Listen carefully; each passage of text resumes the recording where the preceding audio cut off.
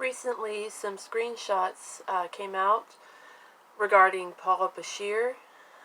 He is one of the founding members of Anonymous for the Voiceless. He said, the fact that there are like 50 genders, it's getting out of control. I am biologically male, therefore I am male. I don't understand why we need to identify as anything else. A lot of people will argue that this is not transphobia, this is just his opinion, but it is transphobia because what it's doing is it's erasing trans people. He's trying to invalidate trans people. He's saying that because I was assigned female at birth, that I am less of a man than him.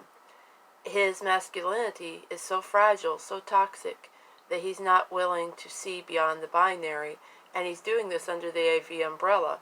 He's saying it's just my opinion, but he's putting it out there under the AV umbrella. And the problem with transphobia in leadership is that it puts people in danger. It marginalizes the members. It leaves the pathway open to dead naming and misgendering, which can put people in danger in certain areas. It also is psychologically abusive. Dead naming is harassment. Misgendering is harassment.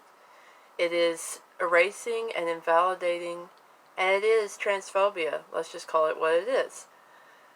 More effective leaders should be fighting for the animals on the front lines. We shouldn't have to feel threatened in our own ranks. More effective leaders need to be assigned, and they need to step down if they are biased, if they are transphobic, racist, sexist. They need to step down. And to Paul Bashir, I am just as much a man as you. The way that I identify doesn't make me less of a man than you. To say that you wouldn't choose to identify as anything else is because you're not trans. You're cisgender. So of course you wouldn't choose to identify as anything else. Many trans people have tried living the way that they were assigned at birth. We've tried, and it destroys you from the inside if you try to be someone you're not. We're not just choosing to identify as someone else. We are finally allowing ourselves to be ourselves. So to say something like that you wouldn't choose that, try to put yourself in someone else's shoes and think about if you didn't have a choice. If living your best quality of life was to allow yourself to surface, to identify in the way that you really are. You identify as male, you're biologically male in your terminology. I identify as male, and I am a trans man, and there's nothing wrong with that. And that you would say something like that, and your followers would defend that as your opinion when you're in this leadership position. You can't have an opinion on someone's existence. You can't try to erase someone's existence just because you feel threatened in your manhood. This toxic masculinity in the vegan movement has got to go. It really does.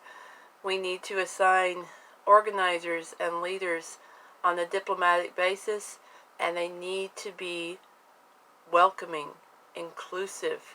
They need to be understanding, and they need to have some training in these matters. They need to educate themselves, because members at these events, people in our own ranks, should not feel threatened or bullied or belittled.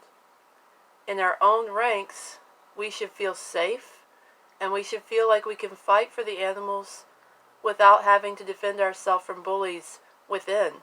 We get enough of that from the onlookers. We get enough of that from the counter-protesters.